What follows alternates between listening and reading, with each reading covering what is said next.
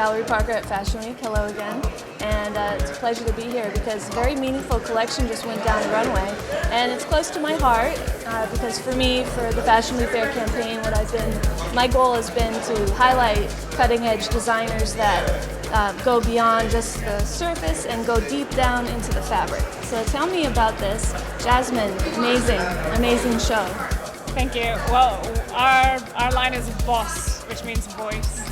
And we exist, we're a cooperative of fashion designers, product designers, weavers, shamans, and seamstresses, and we work together to give a voice to Indigenous women, Indigenous artisans, and craft work, which is gorgeous, handmade, and on the brink of extinction in a modernized world today. And so we bring high-end fashion and old world artisanate together to make collaborative design work.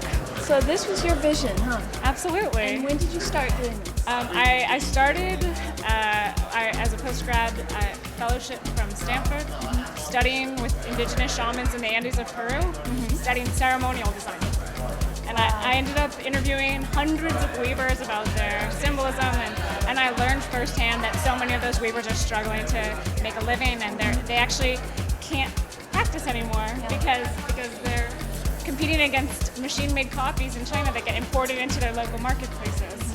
And so their daughters don't know how to weave. Yeah. And I noticed that as a designer, I couldn't just study it, I had to try to actively benefit the communities I was working with. And what was the process like in working with folks that speak Quechua in the mountainous regions where, I went up there and I got very sick.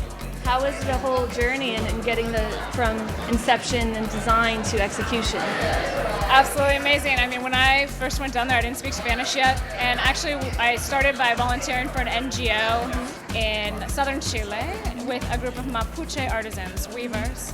And it's a different style of weaving, more rustic, more neutral, darker, forlorn colors like you see in our collection, which I find absolutely delicious. And they spoke Spanish. It was their second language, and I didn't speak Spanish, but because Spanish was not their first language, they were so much more patient with me than other Chileans who spoke really fast because they understood the process of learning another language and how hard that was.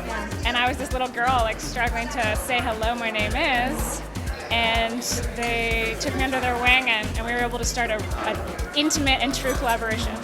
Well, this is just amazing. I have to say that when I saw the first piece come down the runway, it was like chills, It was just so beautiful. Is that certain pattern meaningful in some way? Every pattern is meaningful. Every color is meaningful. And when a weaver weaves it, she imbues a part of her soul in it. Yes. And to bring that into to bring soul into the fashion industry is a new proposition. It is. And we actually audaciously aim to dance that line. I say go for it.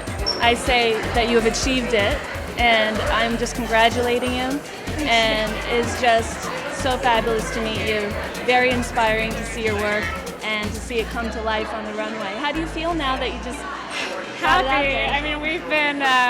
We've been working harder than we thought humanly capable for a couple of years. A few years. And there were so many moments when it really didn't seem possible because it was too hard.